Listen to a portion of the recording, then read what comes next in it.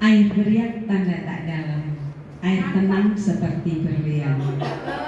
Izinkan saya mengucapkan salam untuk guru hebat di ruangan ini. Assalamualaikum warahmatullahi wabarakatuh. Waalaikumsalam warahmatullahi wabarakatuh. Apa kabar semuanya? Alhamdulillah, luar biasa. Allahu Akbar. Kurang semangat. Biar sedikit kita harus semangat gitu loh. Apa kabar semuanya? Alhamdulillah, luar biasa. Allahu Akbar. Semangat pagi. Pagi. Luar biasa. Benang. Semangat pagi. Pagi. Luar biasa. Mantap. Ya.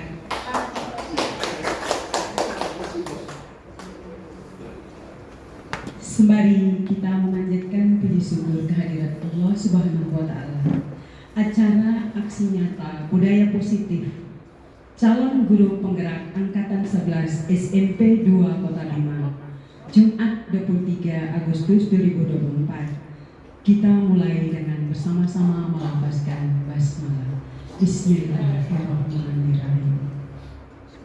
Alhamdulillah, di depan kita sudah duduk Ibu dan Bapak hebat SMP 2 Kota Bima yang merupakan guru inovasi angkatan 11 di dalam CGP. Aksi nyata yang mereka lakukan pada hari ini merupakan kolaborasi dengan teman sejawat. Kita lah teman sejawat dari beliau bertiga yang berada di hadapan kita, dan pada akhir dari kegiatan nanti diharapkan agar teman-teman bisa melakukan refleksi. Tidak memperpanjang kata kalam karena mengingat waktu, kita langsung kepada pemateri pertama, yaitu Ibu Widya Astuti, Sarjana Pendidikan. Beliau merupakan guru mata pelajaran IPA yang mempunyai sifat kalem, diam-diam menghanyutkan. Kenapa dikatakan demikian? Karena dia ada inovasi juga, dia ikut juga di Brida, makanya saya bilang diam-diam menghanyutkan. Nah, itulah inovasinya beliau. Nah, dia berperan ganda di sini, berperan ganda di sekolah oleh kesibukan, di lain tempat lagi ada CGP, dan di rumah ada hal yang lebih penting, yaitu menyusui bayi. Tetapi alhamdulillah pagi hari ini dia tampil dengan segar bugar di hadapan kita tentunya, guru-guru hebat SMP 2 Kota Bima. Kepada Ibu pemateri pertama, kami persilakan.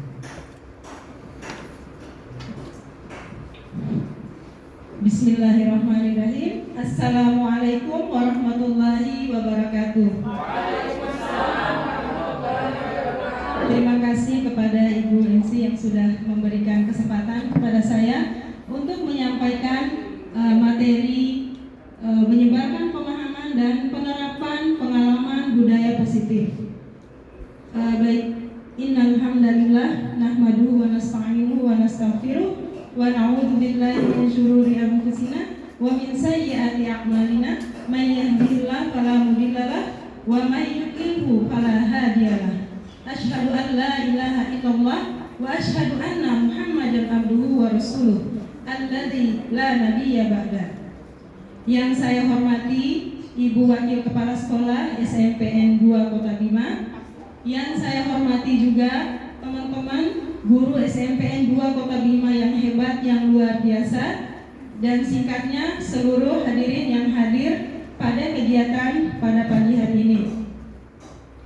Alhamdulillah pada pagi hari ini kita masih diberikan kesempatan ya oleh Allah Subhanahu wa Ta'ala untuk berada di sini dalam rangka belajar bersama, yaitu tentang diseminasi pemahaman dan pengalaman budaya positif dari modul calon guru penggerak angkatan 11. Kebetulan kami yang ada di depan ini adalah calon guru penggerak dari SMP 2. Nah, di sini kami berkolaborasi untuk menyampaikan materi tentang budaya positif.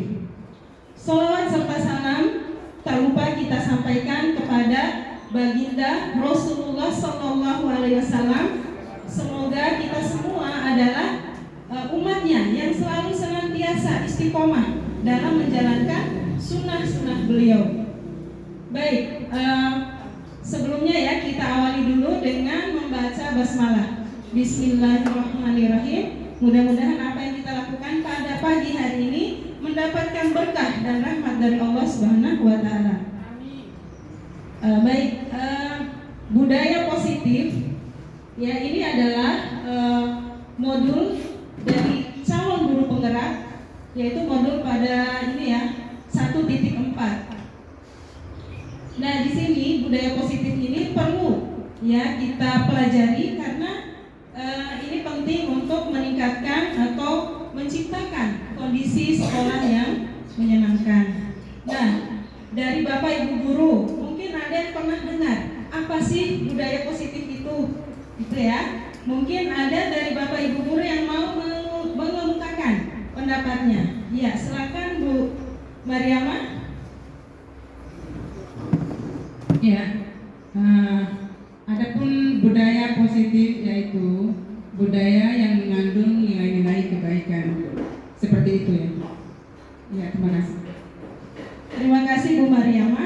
Ya, jadi betul sekali ya. Jadi budaya positif itu mengandung nilai-nilai kebaikan. Mungkin ada yang ingin menambahkan? Silakan. Ya, Bu Inaya silakan. Salah satunya adalah saling menghargai, baik itu dengan guru dan siswa. Ya, terima kasih Bu Naya sudah mengemukakan pendapatnya. Salah satunya adalah saling menghargai di antara guru dan siswa. Mungkin ada lagi nih dari Pak Guru nih. Kita mau dengar pendapatnya. Ya, silakan Pak Aminullah. Untuk budaya positif mungkin seperti kejujuran atau datang tepat waktu.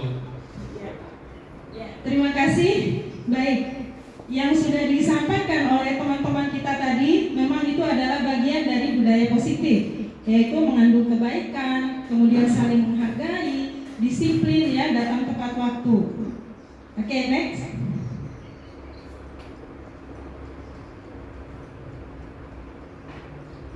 Nah, di sini ya pengertian dari budaya positif itu adalah wujud dari penerapan nilai-nilai atau keyakinan universal yang dilakukan di sekolah dalam pembelajaran. Budaya positif di sekolah ialah nilai-nilai, keyakinan, dan kebiasaan-kebiasaan di sekolah yang berpihak pada siswa. Dengan budaya positif, siswa bisa tumbuh menjadi pribadi yang kritis, penuh hormat, dan bertanggung jawab. Jadi di sini titik tekannya adalah bagaimana kita memperlakukan siswa itu dengan baik sehingga timbul dalam diri mereka itu pribadi yang kritis, penuh hormat dan bertanggung jawab. Oke, next.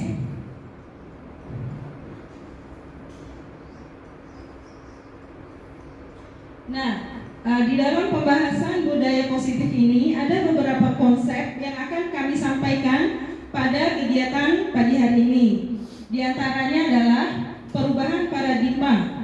Maksudnya itu adalah paradigma pembelajaran dari yang model lama ya ke model yang baru. Kalau dulu biasanya berpusat pada guru atau teacher centered learning. Sekarang berubah menjadi berpusat pada murid atau student centered learning. Kemudian ada disiplin positif, nilai-nilai kebajikan, kebutuhan dasar manusia, motivasi perilaku manusia, kemudian posisi kontrol guru, keyakinan kelas, dan segitiga restitusi. Nah, dari semua konsep itu akan kami sampaikan berkolaborasi ya dengan dua orang CGP. Nah, di sini saya hanya akan menyampaikan tentang perubahan paradigma, disiplin positif, dan nilai-nilai kebajikan.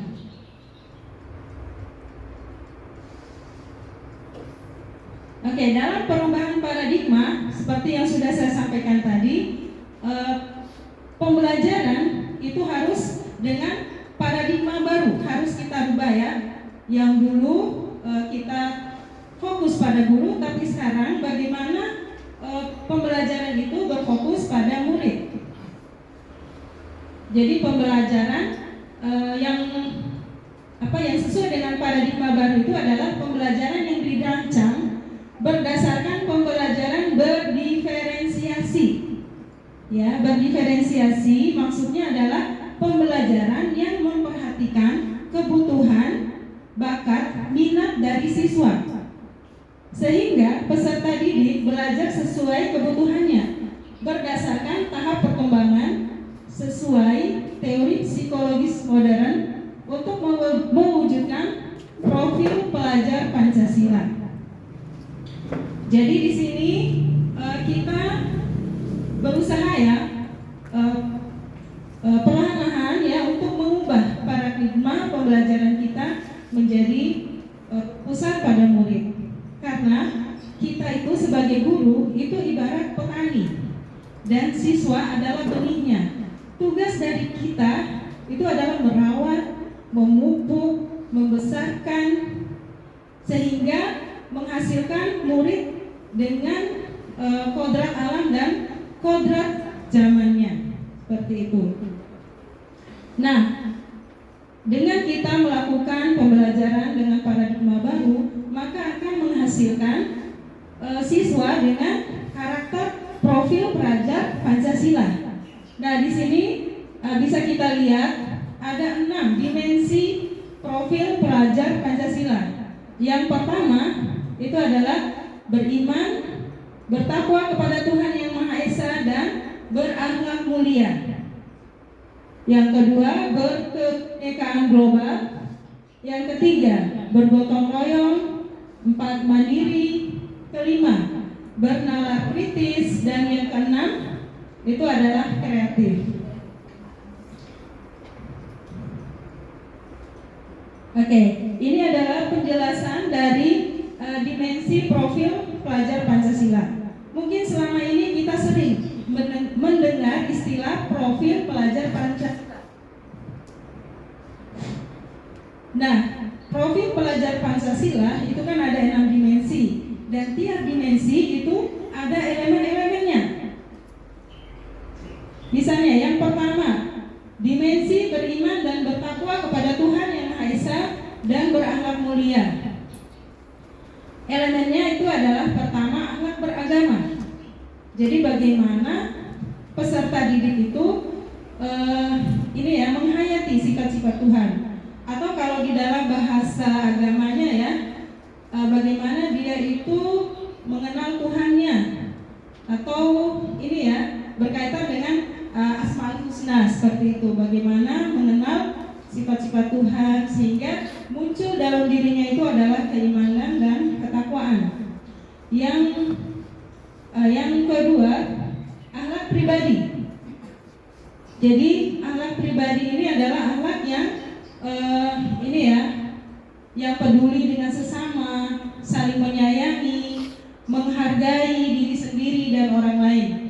Atau kalau di dalam bahasa Islam itu hablum minan nasnya ya, itu yang juga harus diperhatikan. Yang ketiga, akhlak kepada manusia. Jadi bagaimana kita menjaga kerukunan dengan umat agama lain, saling menghormati, menghargai, seperti itu. Terus yang keempat, akhlak kepada alam.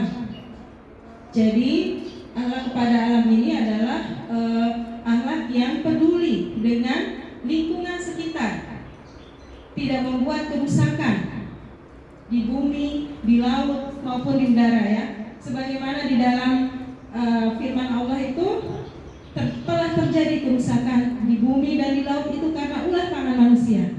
Nah, mudah-mudahan peserta didik kita nanti ya itu mampu menjaga itu semua, tidak melakukan kerusakan. Yang kelima, akhlak bernegara.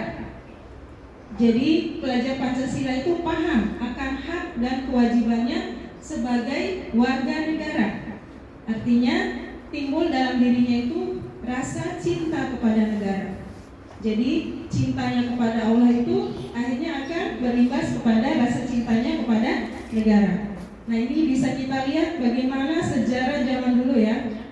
para pahlawan kita itu rata-rata itu adalah seorang ulama ya, seorang yang paham agama, sehingga muncul dalam dirinya itu untuk berjihad atau mempertahankan Nusantara ini sehingga kita mencapai kemerdekaan. Oke, yang dimensi yang berikutnya itu adalah berkebinekaan global. Jadi berkebinekaan global ini elemennya adalah mengenal dan menghargai budaya. Jadi luar biasa, Indonesia ini memiliki banyak sekali adat istiadat budaya, dan di situ kita harus saling menghargai. Yang kedua, kemampuan komunikasi interkultural dalam berinteraksi antar sesama. Yang ketiga, refleksi dan tanggung jawab terhadap pengamalan kebinekaan. Yang keempat, berkeadilan sosial.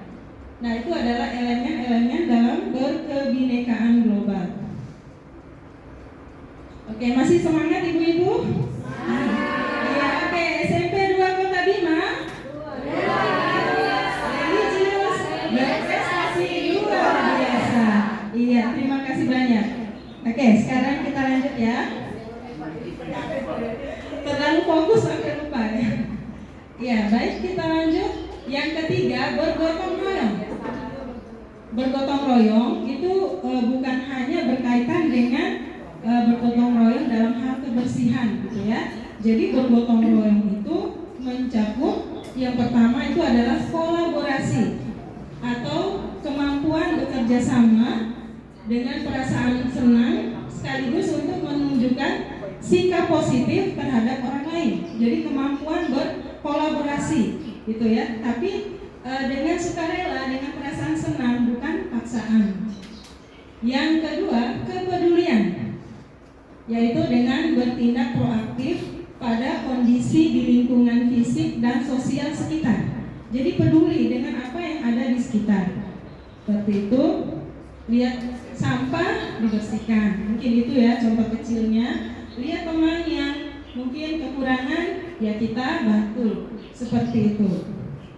Yang ketiga, berbagi. Jadi ini memberi dan menerima semua hal yang penting bagi kehidupan pribadi maupun bersama, seperti itu ya. Kita lanjut.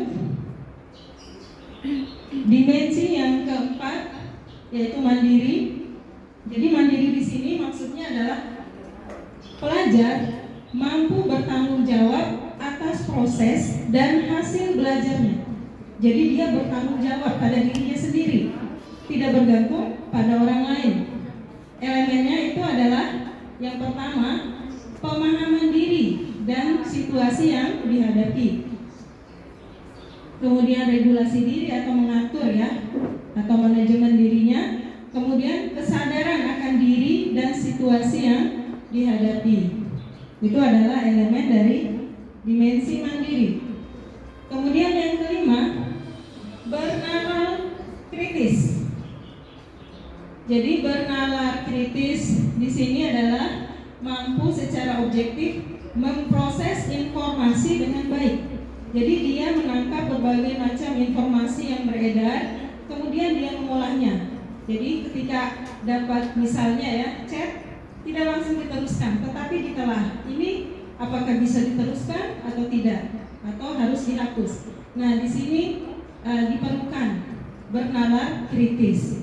Nah, elemen-elemennya itu adalah tadi ya, memperoleh dan memproses informasi. Yang kedua, menganalisis dan mengevaluasi penalaran. Jadi dianalisis ya informasi yang diterima, kemudian merefleksikan pemikiran dan proses berpikir dalam pengambilan keputusan. Jadi dari informasi itu kemudian kita ini ya memprosesnya dan kemudian mengambil keputusan. Yang keenam itu adalah kreatif. Jadi kreatif di sini adalah ide-ide ya yang mampu memodifikasi dan menghasilkan sesuatu yang original, bukan jiplakan ya, bukan hoax seperti itu. Jadi karya tersebut tentunya harus bermanfaat serta berdampak baik bagi orang lain. Nah, elemennya adalah menghasilkan gagasan yang orisinal, yang asli, yang otentik. Kemudian menghasilkan karya dan tindakan yang orisinal.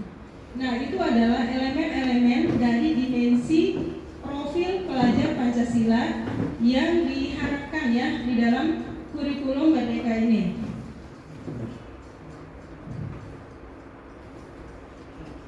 Nah, di dalam menerapkan budaya positif di sekolah itu tentu membutuhkan kontrol dari guru. Nah, di sini seorang ilmuwan ya, Dr. William Glasser, dalam teorinya kontrol teori, beliau meluruskan miskonsepsi tentang kontrol. Miskonsepsi yang pertama, ilusi bahwa guru mengontrol murid. Jadi sebenarnya murid itu bisa dikontrol karena dia membiarkan dirinya untuk kita kontrol. Nah, sebenarnya dia bisa menolak itu. Makanya kadang murid itu ketika kita mengontrol atau kita mengarahkan pada hal yang baik, dia melakukan, tapi kadang tidak juga, karena memang keputusan itu ya ada dalam dirinya seperti itu. Jadi di sini kita sebagai guru harus menciptakan atau menghasilkan motivasi intrinsik di dalam dirinya itu. Jadi dia melakukan sesuatu bukan karena dikontrol guru, tetapi benar-benar karena kesadaran dalam dirinya sendiri. Ilusi yang kedua, bahwa kritik dan membuat rasa bersalah mampu menguatkan karakter. Nah, ini juga yang harus kita luruskan. Tidak semua kritik itu bisa membangun. Jadi harus kita perhatikan bagaimana komunikasinya ya, bahasanya seperti itu. Terkadang dengan membuat merasa bersalah pada siswa itu akan membuat identitasnya itu jadi semakin terpuruk. Nah, di situ kita sebagai guru harus bisa melakukan pendekatan secara persuasif kepada murid kita. Kemudian yang berikutnya, ilusi bahwa semua penguatan positif efektif dan bermanfaat. Jadi penguatan positif di sini maksudnya kita memberikan penguatan luar biasa, kamu hebat seperti itu. Terkadang setelah kita membuat atau memberikan penguatan kepada siswa, siswa itu kadang melakukan hal yang di luar kehendak kita, karena memang motivasinya itu masih kurang ya. Jadi di sini sangat diperlukan motivasi intrinsik, motivasi di dalam diri dari peserta didik itu. Yang keempat, ilusi bahwa orang dewasa berhak untuk memaksa. Jadi terkadang ada guru yang memaksakan kehendak pada murid atau orang tua yang memaksakan kehendaknya pada anak itu. Padahal seorang anak itu memiliki kehendaknya masing-masing. Jadi semua siswa kita itu memiliki kehendak masing-masing yang tentu saja mungkin berbeda dengan kita. Jadi kita sebagai orang dewasa ya, sebagai posisi kita sebagai guru, nah itu tidak boleh juga memaksakan kehendak kita kepada siswa kita. Seperti itu. Nah, dalam budaya positif ini kita harus perlahan-lahan gitu ya merubah teori ya stimulus respon tentang dunia ke teori kontrol tentang dunia. Seperti itu. Yang pertama, kalau stimulus respon itu menyatakan bahwa realitas kebutuhan kita itu sama. Tapi kalau teori kontrol menyatakan realitas kebutuhan kita itu berbeda. Jadi di antara kita itu memiliki kebutuhan yang berbeda-beda. Seperti itu. Kemudian yang kedua, semua orang melihat hal yang sama. Tapi kalau dalam teori kontrol, setiap orang memiliki gambaran yang berbeda-beda. Jadi saat kita mengajar, tidak serta-merta ya pandangan kita itu sama dengan siswa. Kadang mereka berbeda. Kemudian yang ketiga, kita mencoba mengubah orang agar berpandangan sama dengan kita. Kalau teori kontrol, kita berusaha memahami pandangan orang lain tentang dunia. Jadi bagaimana dalam teori kontrol itu membuka ya pikiran, membuka paradigma untuk memahami pandangan orang lain. Kemudian yang keempat, perilaku buruk dilihat sebagai suatu kesalahan. Tapi kalau dalam teori kontrol, semua perilaku memiliki tujuan, walaupun itu perilakunya negatif. Nah, di sini kita sebagai guru tidak serta-merta menyalahkan ya kelakuan murid tersebut, tetapi kita menanyakan dengan cara segitiga restitusi yang akan disampaikan oleh Pak Sumrisno nanti ya untuk pendalamannya seperti itu. Kemudian yang berikutnya, saya bisa mengontrol orang lain gitu pada stimulus respon. Tapi pada teori kontrol Anda tidak bisa mengontrol orang lain karena memang pikiran itu ya milik pribadinya. Tidak semua bisa kita kontrol. Jika dia mau berubah itu karena memang keinginannya untuk berubah. Kemudian pemaksaan ada pada saat bujukan. Ada pada saat bujukan gagal. Nah, pada teori kontrol, kolaborasi dan konsensus menciptakan pilihan-pilihan baru. Jadi pada teori kontrol itu tidak memaksakan tetapi berkolaborasi, misalnya dengan siswa, kemudian kita membuat konsensus atau kesepakatan untuk menciptakan pilihan-pilihan baru. Misalnya siswa ini terlambat, maka kita akan berkolaborasi misalnya dengan siswa atau orang tua murid bagaimana agar siswa itu tidak terlambat. Jadi di sini kita tidak serta-merta menyalahkan siswa. Kemudian stimulus respon itu model berpikir menang atau kalah, gitu ya. Tapi kalau teori kontrol itu berpikirnya menang-menang atau win-win solution ya, seperti itu. Jadi jika ada siswa yang bermasalah bukan berarti dia salah, kita yang benar. Tapi bagaimana menyadarkan siswa itu dengan tadi ya segitiga restitusi sehingga dia belajar dari kesalahan dan menjadi siswa yang bertanggung jawab. Oke, masih semangat ya ibu-ibu ya? Iya, semangat, alhamdulillah. Ya sambil dinikmati snacknya.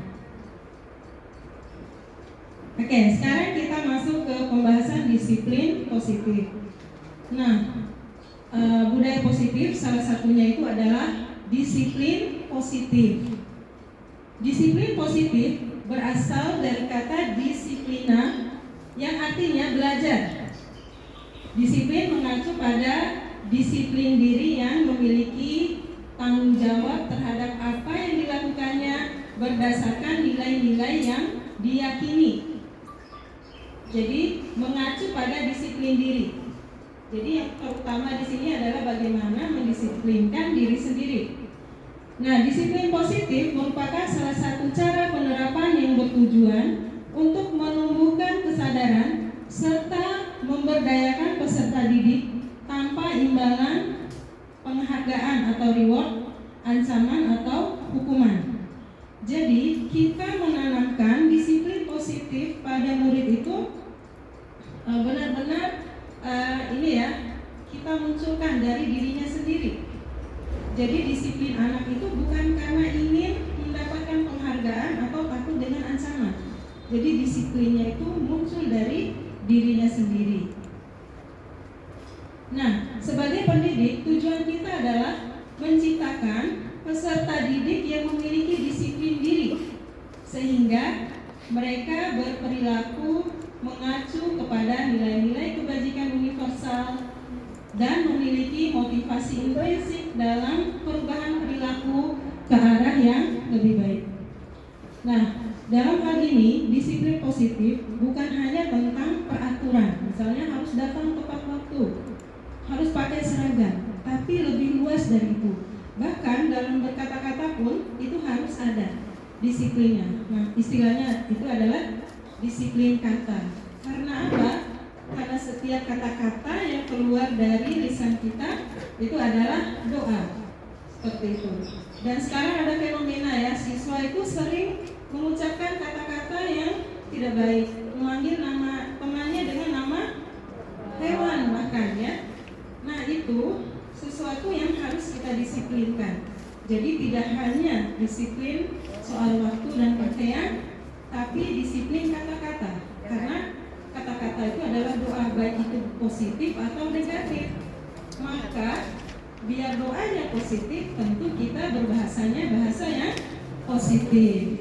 Nah, sebagaimana di dalam hadis Rasulullah, "Man kana yu'minu billahi wal yaumil akhir falyaqul khairan aw liyasmut." Barang siapa yang beriman kepada Allah dan hari akhir, maka hendaklah dia berkata yang baik atau diam. Nah, setelah diteliti oleh ini ya, ilmuwan dari Jepang namanya Masaru Himoto, itu beliau sampai tulis di dalam bukunya The Miracle of Water itu, ternyata kata-kata yang baik itu akan mempengaruhi struktur molekul air. Nah, di dalam tubuh kita itu 85% itu adalah air. Dalam tumbuhan juga air. Nah, air dalam tubuh kita itu akan merespon kata-kata yang keluar dari lisan kita maupun yang ada di lingkungan, baik dari televisi, dari audio dan sebagainya. Makanya kita perlu mengucapkan kata-kata yang baik. Nah, dari hasil penelitiannya, ternyata kata-kata yang baik itu akan menciptakan struktur molekul air itu seperti kristal yang indah. Tapi kalau kata-kata yang buruk, maka akan tercipta struktur molekul air yang rusak, gitu ya, yang buram seperti itu. Makanya itu bisa kita rasakan ketika kita misalnya dikatakan, wah baik sekali, cantik, ya, berwibawa gitu. Itu ada perasaan senang karena terjadi perubahan molekul air dalam tubuh kita menjadi lebih bagus. Tapi kalau kita dihina dengan bahasa yang tidak baik, pasti sakit hati. Nah, sakit hatinya itu karena terjadi perubahan struktur molekul air dalam diri kita menjadi rusak. Seperti itu. Nah, disitulah pentingnya kita untuk disiplin kata. Nah, mudah-mudahan ya kita di SMP 2 ini kedepannya bisa memperhatikan lagi dan menegur siswa kita yang sering mengucapkan kata-kata yang negatif.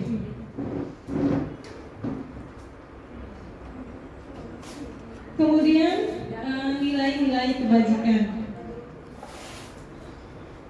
Jadi nilai-nilai kebajikan di sini adalah nilai-nilai yang kita sepakati bersama, atau secara simpelnya itu nilai yang pasti akan dianggap atau disepakati ya, seperti itu.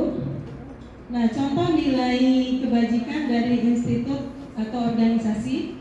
Jadi nilai-nilai kebajikan ini diharapkan ya akan menjadi nilai yang akan mewarnai ya sekolah kita. Nah, nilai yang pertama itu dari profil pelajar Pancasila, sudah saya jelaskan tadi ya, bahwa profil pelajar Pancasila itu terdiri dari beriman dan bertakwa kepada Tuhan Yang Maha Esa dan berakhlak mulia, kemudian berkebinekaan global, gotong royong, mandiri, bernalar kritis dan kreatif. Nah, ini adalah nilai-nilai kebajikan yang diharapkan nantinya itu bisa ya terinternalisasi di dalam diri peserta didik kita. Kemudian dari Ibu Primary Years Program PYP, nilai-nilai kebajikan itu terdiri dari toleransi, rasa hormat, integritas, mandiri, menghargai, antusias, empati, keingintahuan, kreativitas, kerjasama, percaya diri, dan komitmen. Itu adalah nilai-nilai kebajikan dari PYP tadi. dari 9 pilar karakter atau Indonesian Heritage Foundation IHF. Jadi nilai-nilai kebajikannya itu adalah cinta kepada Tuhan dan segenap ciptaannya. Jadi cinta kepada Allah ya, bagaimana hubungannya dengan Allah. Kemudian kemandirian dan tanggung jawab, kejujuran atau amanah, diplomatis, hormat dan santun, dermawan, suka menolong, gotong royong, percaya diri, kreatif, pekerja keras, kepemimpinan, keadilan ya, dan ramah hati, toleransi, kedamaian dan kesatuan. Nah, itu adalah nilai-nilai kebajikan dari 9 pilar karakter. Nah, kalau di dalam, karena kita semua mayoritas Islam, itu Masya Allah ya, semuanya sudah dijelaskan ya di dalam Al-Quran dan Sunnah. Dan kebajikan yang kecil saja itu akan diganjar ya dengan pahala dari Allah Subhanahu wa Ta'ala. Misalnya senyum saja, itu adalah sedekah. Tabassumuka fi wajhi ahika shadaqah. Jadi senyummu kepada saudaramu itu adalah sedekah. Nah, itu luar biasa, senyum saja itu ada kebaikannya, ada sedekahnya. Apalagi kalau kita mampu ya menerapkan semua nilai-nilai kebajikan yang sudah disebutkan tadi.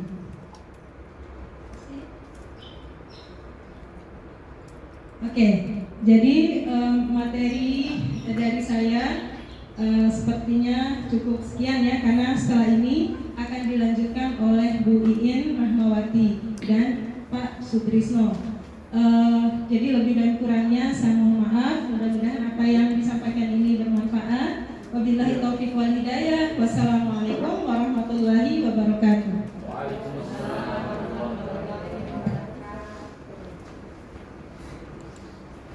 Ya, beri aplaus dulu untuk pemateri pertama, luar biasa pada hari ini. Ya, selanjutnya kita masuk pada pemateri kedua, Ibu hebat Iin Rahmawati, sarjana pendidikan. Beliau guru bahasa Inggris, orangnya kalem, tapi sama berdua nih kalem, diam-diam menghanyutkan. Saat sekarang lagi menempuh 2 ujian, 1 CGP dan 1 PPG. Kedua-duanya sama penting untuk menunjang karir beliau. Tepuk tangan dulu untuk pemateri kedua dengan tema kebutuhan dasar manusia, motivasi perilaku manusia. Kepada Ibu Iin, silakan.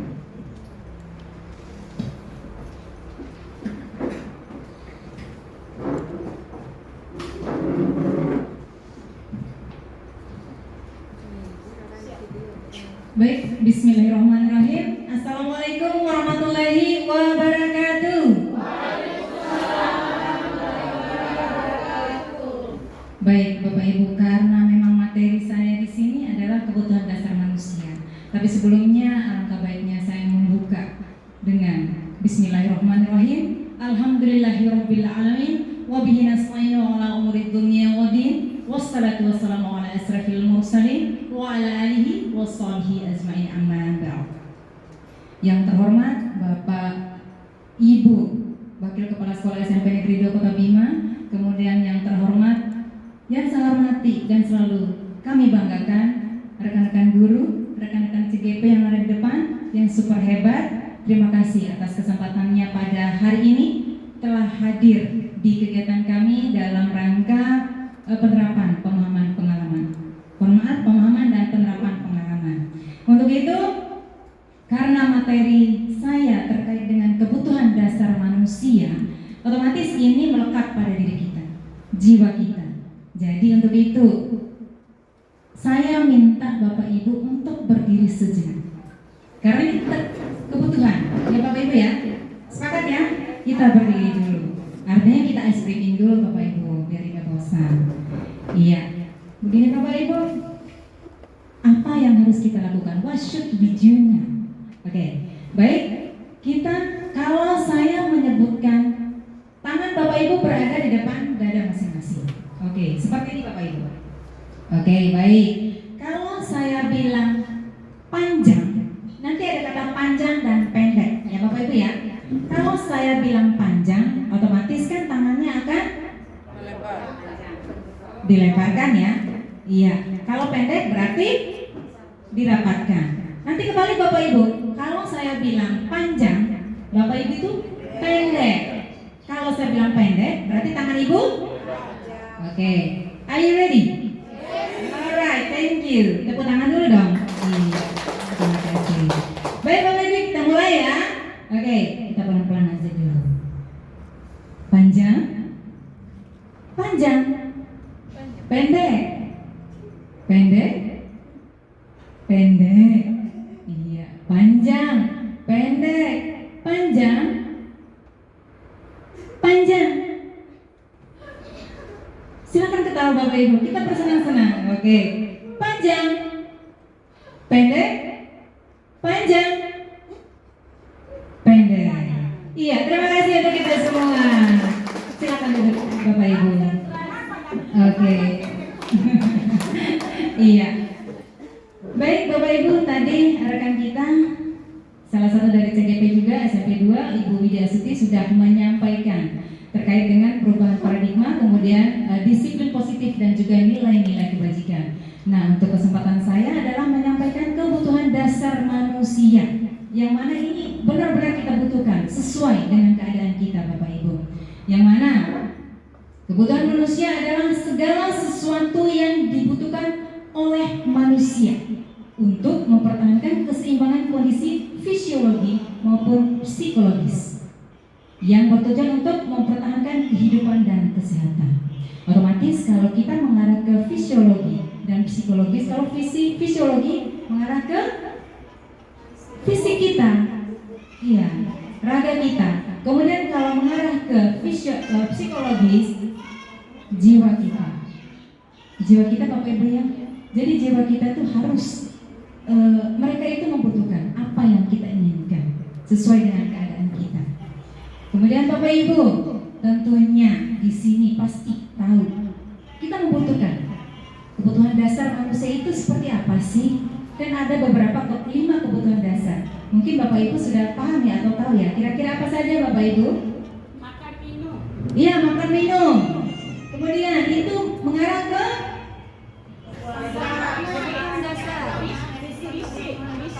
iya, kalau makan minum itu kita mengarah ke bertahan hidup. Kemudian ada apa lagi Bapak Ibu? Cinta.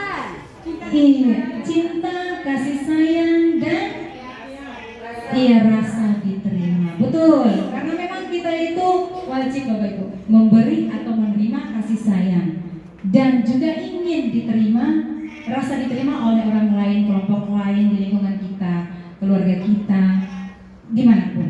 Kemudian ada apa lagi Bapak Ibu? Kepuasan.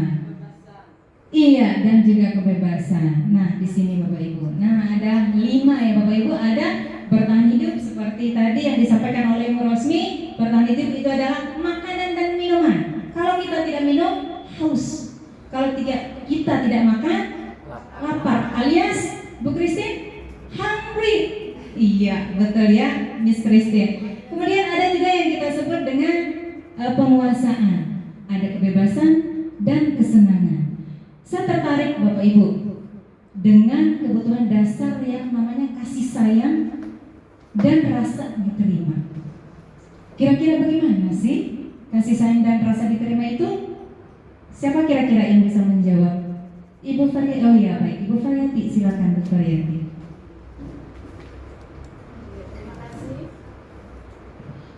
Menurut saya, kebutuhan kasih sayang dan rasa diterima ini sangat dibutuhkan sekali untuk murid terutama ya. Misalkan contohnya di lingkungan keluarga, anak ini jika di keluarganya diberikan kasih sayang, perlakuan yang mereka rasakan itu adalah perlakuan kasih sayang. Contohnya seperti sering diberikan pelukan atau usapan lembut di kepalanya, dia akan merasa termotivasi, kemudian percaya diri. Dia merasa diperlakukan dengan luar biasa oleh keluarganya, sehingga nanti akan menimbulkan rasa percaya diri dia untuk berinteraksi dengan masuk ke dalam kelompok-kelompok di lingkungan bermainnya mereka, terutama di lingkungan sekolah, yang mana setiap hari mereka akan bertemu dengan teman-temannya.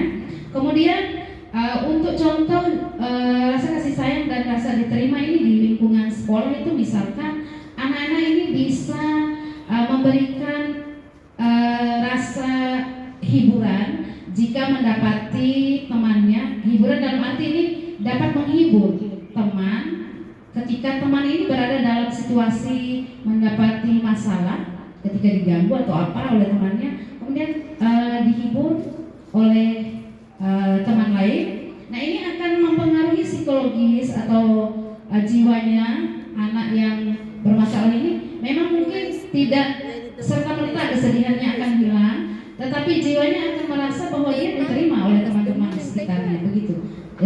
Terima kasih. Baik, terima kasih Ibu Variati, luar biasa.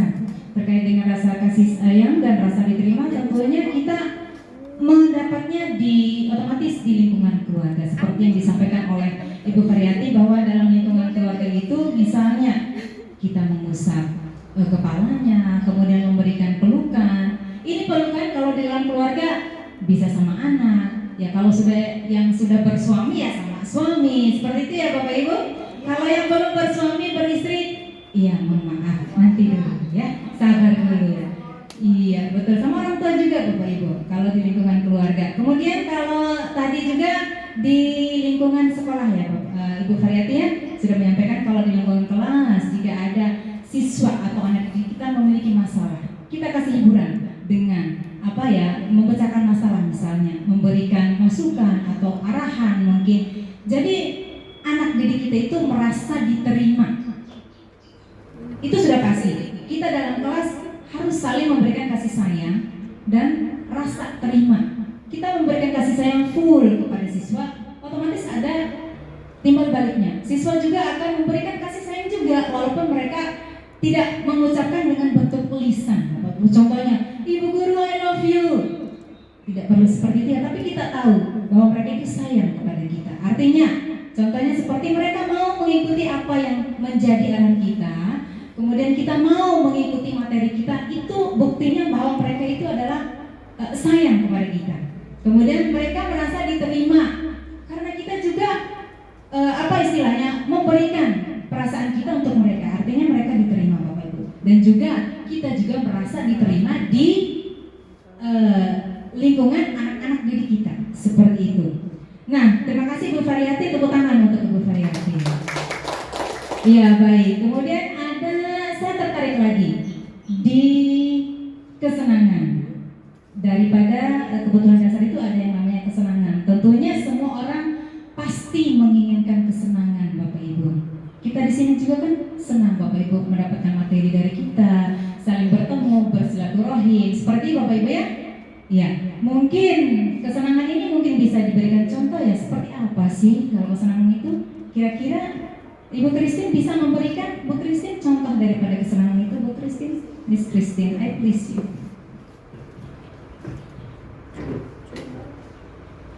Oke, terima kasih ya kepada Miss Iin sudah berikan kesempatan ke saya. Ya, kesenangan ini maksudnya menyangkut ke diri kita sendiri. Ya, contohnya misalnya dengan cara menerima yang paling pertama kita harus bisa menerima kelebihan dan kekurangan kita. Ya, secara tidak langsung dengan cara kita bisa menerima kelebihan dan kekurangan kita, jadi kita tidak menyalahkan diri kita sendiri.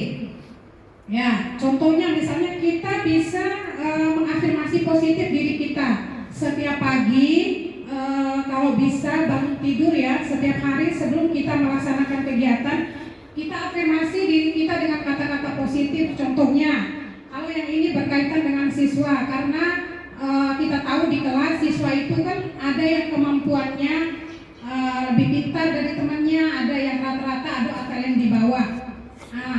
Contohnya kita bisa mengafirmasi diri kita pagi-pagi itu bangun tidur, berdiri di depan cermin, kita bilang saya bisa, saya pintar, saya mampu. Setiap hari kalau bisa itu setiap bangun tidur coba diterapkan ya. Insya Allah secara tidak langsung kalau itu terbiasa di bawah alam sadar kita, kata-kata itu akan terekam dan secara tidak langsung seperti kata Bu Widya tadi, kata-kata adalah doa. Secara tidak langsung kata-kata itu nanti akan diimplementasi langsung di kehidupan kita ya. Saya alhamdulillah coba mengafirmasi diri saya setiap pagi ya. Contoh kalau saya misalnya saya sehat, saya bahagia, saya ceria, saya cantik, bisa yang hatinya bilang saya ganteng, kemudian rezeki saya berlimpah hari ini, saya dilimpahi kasih sayang. Secara tidak langsung memang sudah saya rasakan ya. Secara tidak langsung saya rasakan afirmasi positif saya itu dalam kehidupan saya ya. Kemudian kesenangan yang selanjutnya itu bisa dengan cara menikmati hiburan. Seperti siswa misalnya setelah mereka belajar di sekolah biasanya sebelum pulang akan diberikan tugas atau PR ya. Sampai di rumah tugas dan PR itu mereka kerjakan, pasti ada jenuh di otak mereka tuh selesai mengerjakan tugas atau PR. Dan hiburannya gimana? Bisa dengan cara menonton acara favorit di TV atau bisa main game di HP mereka. Otomatis secara tidak langsung setelah itu kesenangan itu akan timbul, yang tadi rasa jenuh akan hilang. Bisa juga misalnya mereka dengan cara mungkin janjian dengan temannya, ketemu di mana, di tempat makan atau apa, makan dengan makanan yang enak, makanan favorit mereka, itu juga akan membuat mereka senang. Atau bisa juga ke tempat wisata, janjian dengan teman mereka.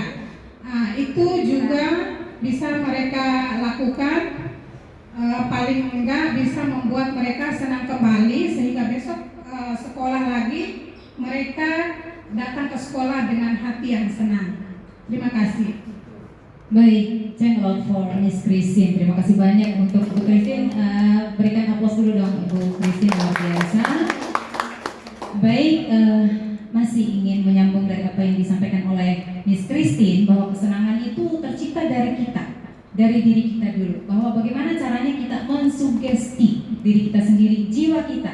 Contohnya tadi Bu Christine sudah menyampaikan bahwa pagi-pagi ketika bangun tidur kita memberikan perintah, istilahnya mensugesti diri kita sendiri. Saya cantik, saya bisa, saya cerdas. Ataupun yang laki-laki, saya cakep loh, seperti itu. Iya beneran, nanti akan timbul percaya diri kita, rasa senang kita. Walaupun mungkin kalau saya, contoh, saya mungkin tingkat kecantikannya masih di bawah rata-rata, tapi kalau saya bilang cantik pada diri sendiri, otomatis itu membuat kesenangan untuk diri saya sendiri.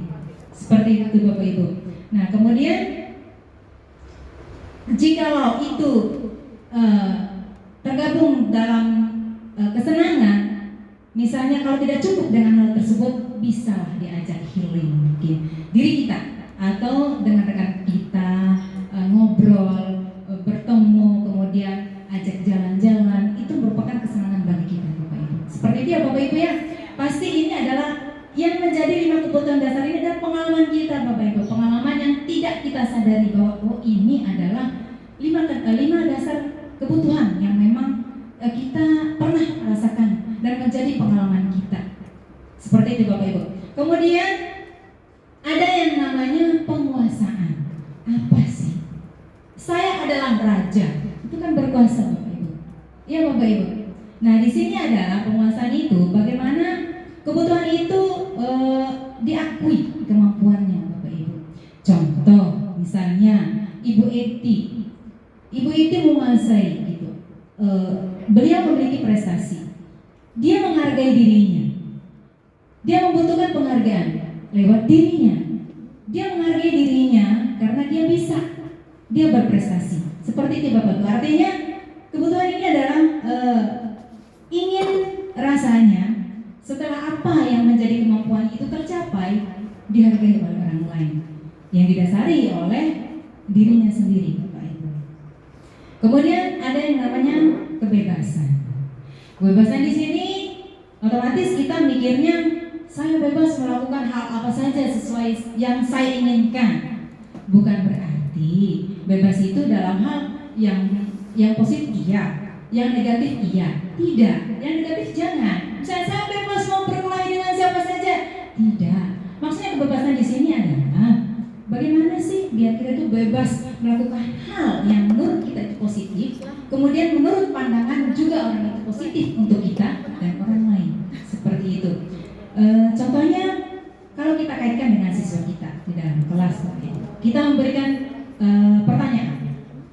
Pertanyaan misalnya kalau pertanyaan itu ada 3, kita kasih ke siswa kita dan kita meminta mereka untuk menuliskan dalam bentuk lembaran atau tulisan. Tetapi ada salah satu anak yang ingin menjawab pertanyaan itu secara lisan. Apa yang kita lakukan? Nah, kalau kita kembali kepada 5 dasar kebutuhan manusia, kita kasih kebebasan, Bapak Ibu. Ayo nak, silakan Bapak Ibu, saya mau menjawab, silakan nak. Itu kebebasan yang positif Bapak Ibu. Artinya kita menghargai kemampuan dia, potensinya. Ya, secara tidak langsung kita bisa menilai bahwa anak ini walaupun kita menyuruh dia menuliskan jawaban dalam bentuk tulisan, tetapi anak ini meminta untuk menjawab secara lisan, dia bisa. Itu bebas. Kita bebaskan. Bukan berarti bebas itu dalam hal negatif. Kamu kelahi aja sama dia karena dia ganggu kamu, tidak. Tapi hal yang positif Bapak Ibu ya. Iya. Oke, baik.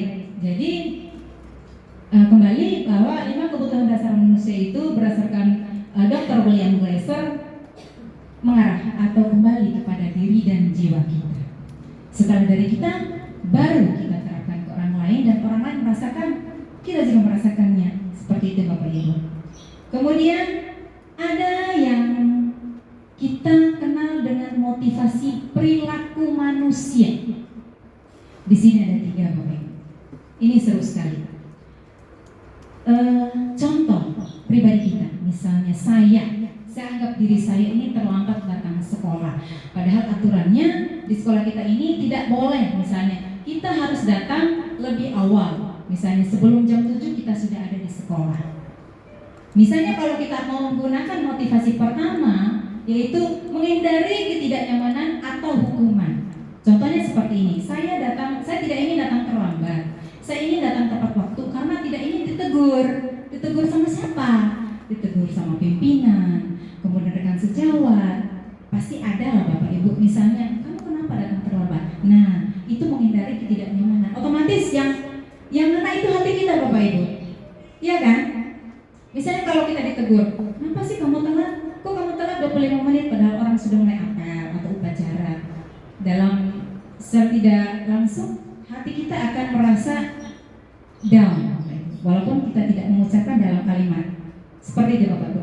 Kemudian ada motivasi kedua, yaitu ingin mendapatkan imbalan maupun penghargaan. Wah, saya harus datang tepat ini, cepat ini. Saya ingin dipuji oleh kepala sekolah saya. Saya ingin dihargai oleh atau mendapatkan penghargaan dari rekan-rekan guru saya. Misalnya, saya datang habis sholat subuh. Sudah siap-siap dari rumah, datang ke sekolah. Belum ada orang, bahkan pintu gerbang belum dibuka. Karena saya ingin mendapatkan pujian. Itu motivasi kedua. Tapi yang sebenarnya hal-hal seperti itu kalau dari diri kita, dari diri saya, mungkin itu tidaklah gitu ya. Kemudian ada yang ketiga, menjadi orang yang mereka inginkan dan menghargai diri sendiri dengan nilai-nilai yang mereka percaya. Kita memiliki kemampuan, contoh kita memiliki potensi apa saja yang bisa kita terapkan, baik sesama rekan sejawat, lingkungan sosial kita, kemudian anak didik kita. Saya ambil contoh di lingkup kecil, lingkup kelas. Anak ini kita meminta untuk mengerjakan sesuatu, namun dia akan mengerjakannya sesuai dengan apa yang kita inginkan, Bapak Ibu, ya kan? Tanpa memandang bahwa saya harus mengerjakannya agar saya mendapat pujian ini, dapat penghargaan ini, dapat hadiah dari ibu guru atau bapak guru ini, atau saya tidak ingin dihukum karena saya tidak mengerjakan apa apa yang menjadi arahan atau perintah dari bapak ataupun ibu guru. Nah, otomatis dia ingin melakukan hal tersebut karena menghargai dirinya sendiri, karena dia mampu. Dia menganggap bahwa dirinya itu adalah dia memiliki potensi, walaupun dalam dirinya secara pribadi dia tidak menganggap saya ini pintar loh. Tetapi orang yang menilainya, Bapak Ibu, kita yang menilainya sebagai guru, anak ini memiliki potensi.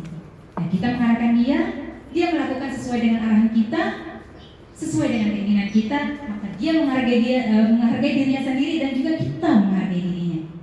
Seperti kita juga, misalnya kita ada tugas gitu ya, diberi kepercayaan Bapak Ibu dari sekolah, misalnya contoh untuk Pak Inul mungkin ya, dikasih kepercayaan untuk melatih pramuka seperti itu ya. Pak Inul akan melakukannya karena Pak Inul itu yakin akan dirinya. Dia percaya, dia menghargai dirinya, bukan karena ingin saya harus melatih pramuka karena saya ingin dapat honor saya banyak. Tidak, tapi karena dia yakin, karena dia akan melakukan hal yang menjadi perintah sesuai dengan keinginan yang memerintah. Seperti itu Bapak Ibu ya? Iya, baik. Kemudian kita lanjut yang konsep disiplin. Nah, di sini Bapak Ibu ada konsep disiplin tuh ada dua. Ada konsep disiplin yang dengan identitas gagal. Kemudian ada konsep disiplin yang dengan identitas sukses. Namun di sini kita lihat dulu untuk konsep disiplin identitas gagal, Bapak Ibu. Ada dua, ada hukuman dan penghargaan. Tadi sudah saya sampaikan penghargaan sebelumnya ya, tapi belum secara rinci. Jikalau ini konsep disiplin yang mengarah ke hasil yang gagal, Bapak Ibu. Kita kasih contoh. Siswa kita, misalnya aturan kita dalam kelas, contoh ya, dalam kelas kita gitu, satu kelas itu wajib menggunakan sepatu hitam. Tetapi tiba-tiba salah satu siswa kita ini datang dengan menggunakan sepatu yang berwarna coklat. Apakah itu masuk dalam peraturan, Bapak Ibu? Tidak masuk ya. Kalau mengarah ke peraturan kelas misalnya, tidak masuk. Nah, kita memberikan hukuman. Hukumannya seperti ini. Contoh ini konsep disiplin yang mengarah ke identitas gagal, Bapak Ibu. Kamu kenapa tidak memakai sepatu hitam? Ini kan aturan. Kamu pulang aja. Atau enggak, suruh keluargamu atau orang tuamu datang ke sekolah membawakan sepatu hitam tersebut. Kalau tidak, buka sepatumu, kamu belajar tanpa memakai sepatu. Itu hukuman, Bapak Ibu. Tapi hasilnya apa, Bapak Ibu?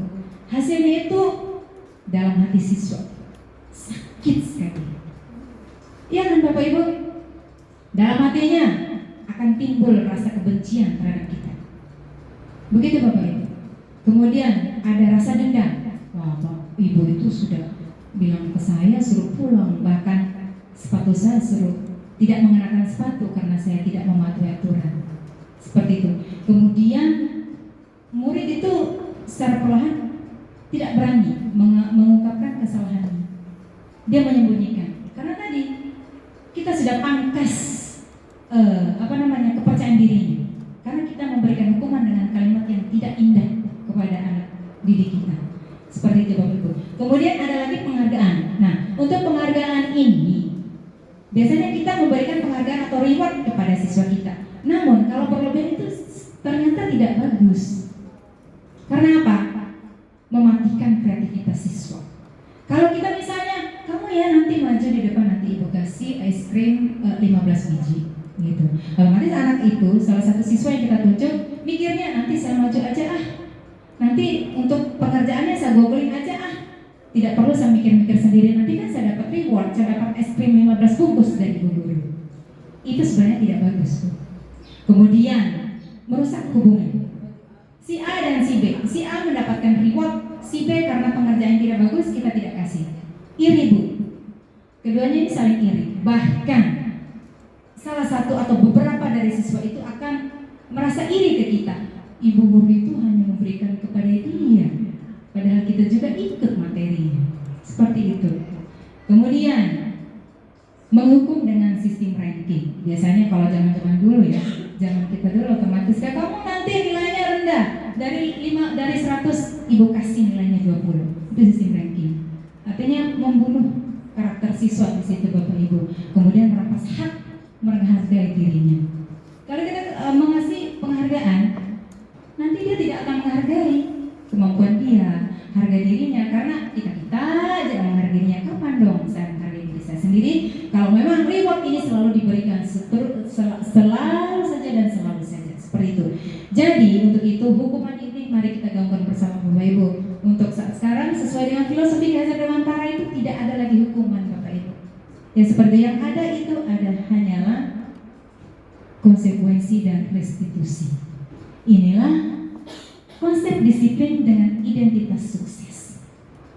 Misalnya untuk konsekuensi, anak tidak mengerjakan PR.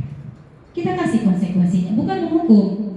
Kamu tidak mengerjakan PR, kamu berdiri di depan kelas angkat kaki, itu hukuman. Tetapi beda dengan konsekuensi. Kalau konsekuensi itu adalah, nah, kamu tidak mengerjakan PR ya, nanti tolong dikerjakan.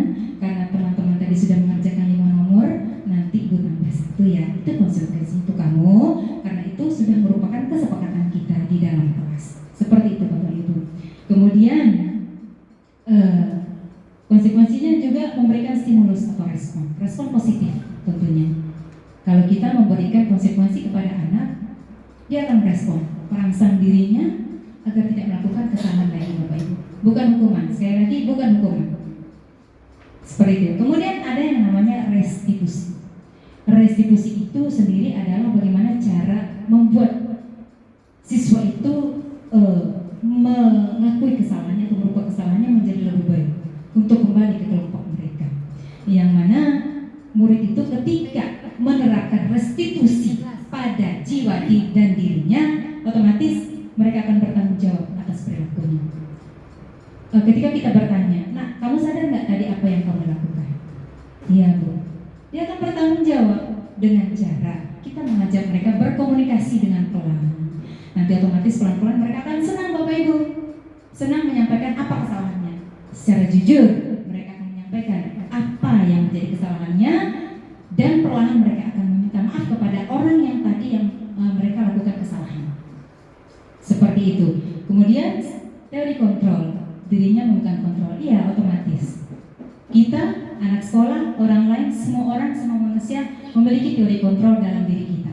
Kalau kita tidak mengontrol diri kita, maka sesuatu hal yang negatif itu akan kita lakukan. Artinya kita mengendalikan diri kita. Artinya kembali ke tadi yang Miss Christine bilang, kita mensugesti diri kita. Kita baik, otomatis kita baik. Kita jahat, otomatis kita jahat. Seperti itu Bapak Ibu. Nah, inilah yang bisa saya sampaikan terkait dengan kebutuhan dasar manusia yang nantinya akan dilanjutkan oleh rekan kami Bapak Sutrisno. Namun sebelum saya tutup materi yang saya sampaikan, ingin saya sampaikan rendah gunung tinggi harapan dalamnya lautan tak sedalam permohonan, sekiranya segala kekurangan maupun kelebihan dapat kiranya dimaafkan. Wabillahi taufiq wal hidayah. Wassalamualaikum warahmatullahi wabarakatuh.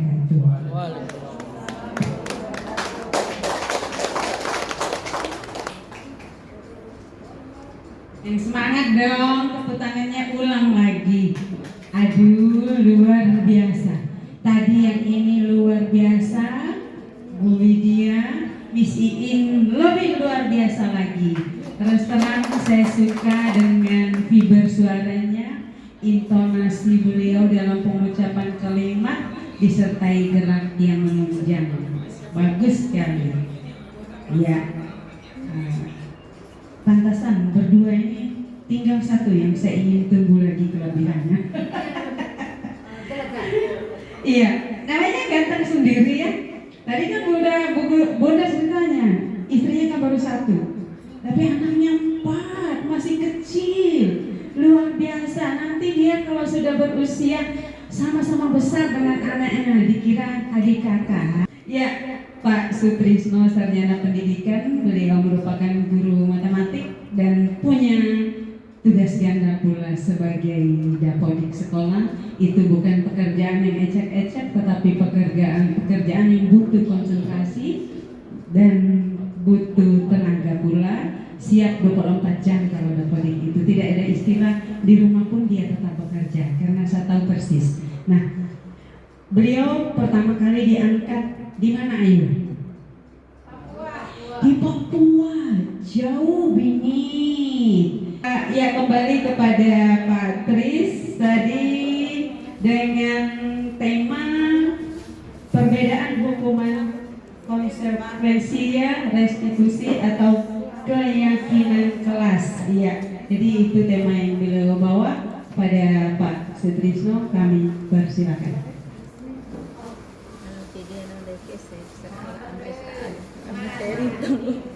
Baik, assalamualaikum warahmatullahi wabarakatuh.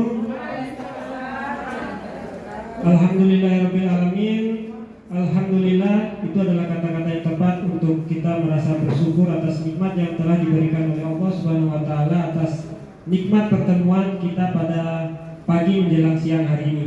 Salawat dan salam atas junjungan kita Nabi besar Muhammad SAW. Baik Bapak Ibu, karena ini hari Jumat, tentu saya tidak berbanyak kalam. Saya langsung saja melanjutkan dari dua rekan saya yang tadi, yaitu saya akan melanjutkan tentang apa sih perbedaan hukuman, konsekuensi dan restitusi. Jadi ini adalah salah satu contoh kasus. Kasusnya adalah siswa yang sering tidak mengerjakan PR. Jadi jika ada siswa yang sering tidak mengerjakan PR, maka ada tiga. Yang pertama adalah hukuman. Jadi hukumannya adalah guru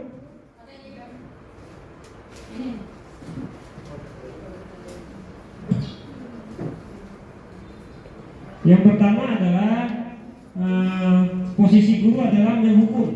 Jadi satu kasus, jadi posisi guru itu sebagai penghukum.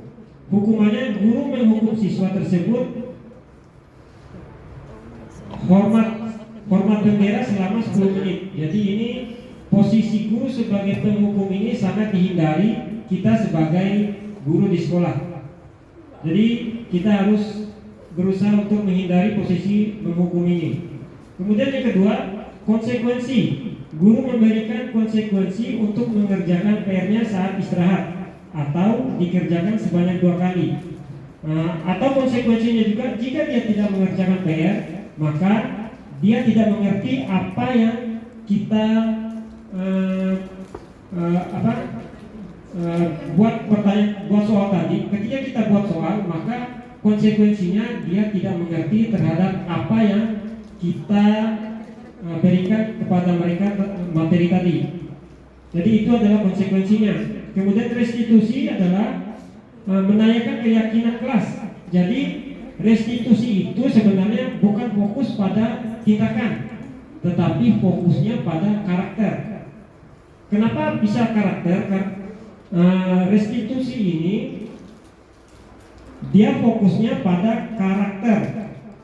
Jadi karakter ini kita bisa buat pada keyakinan kelas nanti.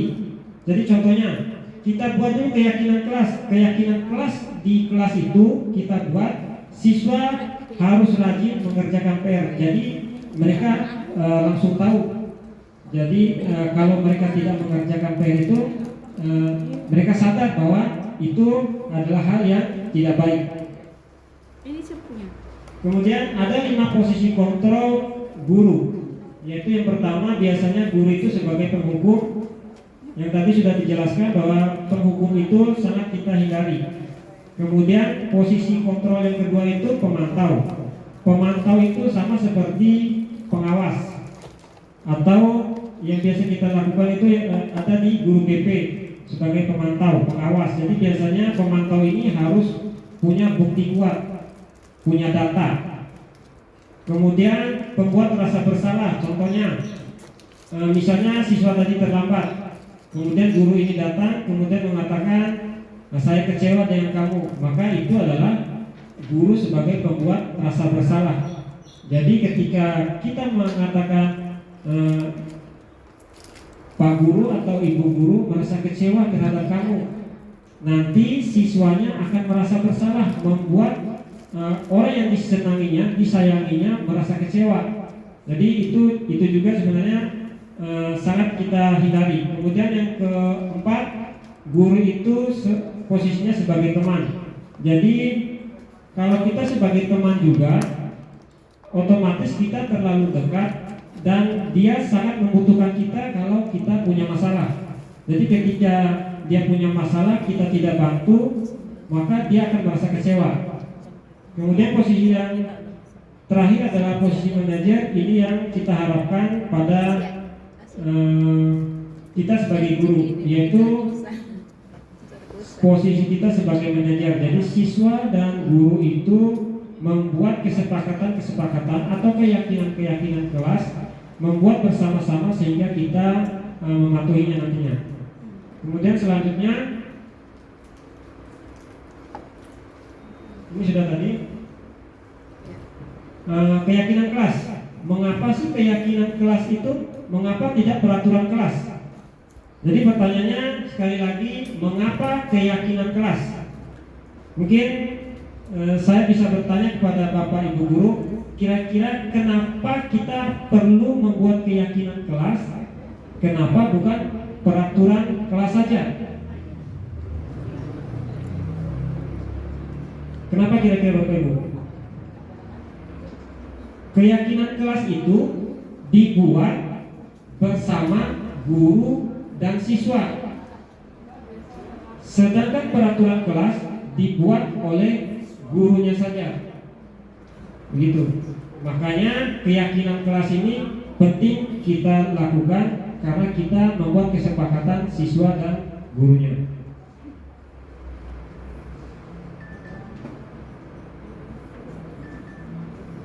Kemudian yang terakhir, ada bagaimana cara kita melakukan restitusi itu? Ada namanya segitiga restitusi.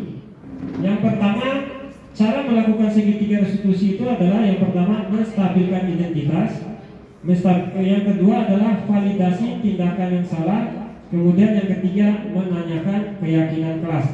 Jadi contohnya misalnya siswa tadi tidak mengerjakan tugas, jadi kita menstabilkan identitas dulu.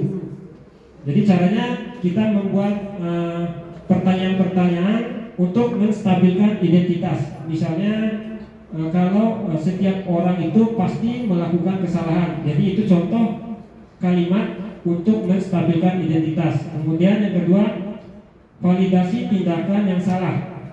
Jadi validasi yang salah, contoh kalimatnya yaitu kamu tentu punya alasan mengapa melakukan itu. Itu contoh kalimat untuk memvalidasi tindakan yang salah. Kemudian yang terakhir, menanyakan keyakinan kelas. Jadi kalimatnya yaitu keyakinan kelas apa yang telah kita sepakati. Jadi kita dahulukan dulu, yang pertama adalah membuat keyakinan kelas, baru kita melakukan segitiga restitusi. Demikian dari saya. Mudah-mudahan apa yang kami berikan berbagi praktik baik, mudah-mudahan kita bisa terapkan di kelas kita masing-masing. Demikian dari saya. Wabillahi taufiq wal hidayah. Assalamualaikum warahmatullahi wabarakatuh.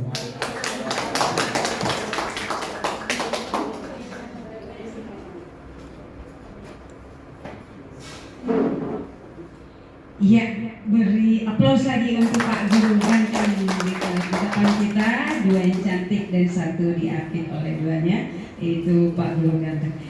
Dari ketiga pemateri, saya khususnya bisa mengambil benang merah, punya rentetan dari ketiganya. Semuanya dapat disimpulkan bahwa kita terhadap siswa hindari memberi hukuman dan saling menghargai antara guru dan siswa. Dan intinya kita harus menggunakan kata-kata yang baik. Itu yang dapat saya ambil benang merah dari ketiga pemateri tadi. Ya, sekali lagi beri tepuk tangan untuk ketiganya. Ya. Akhirnya rangkaian acara demi acara telah kita lalui bersama dengan tiga pemateri di depan kita.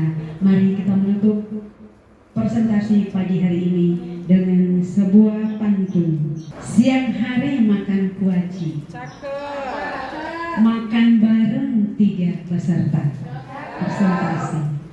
Cukup sekian acara presentasi di pagi ini.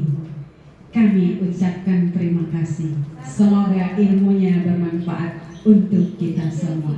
Wabillahi taufiq wal hidayah. Wassalamualaikum warahmatullahi wabarakatuh.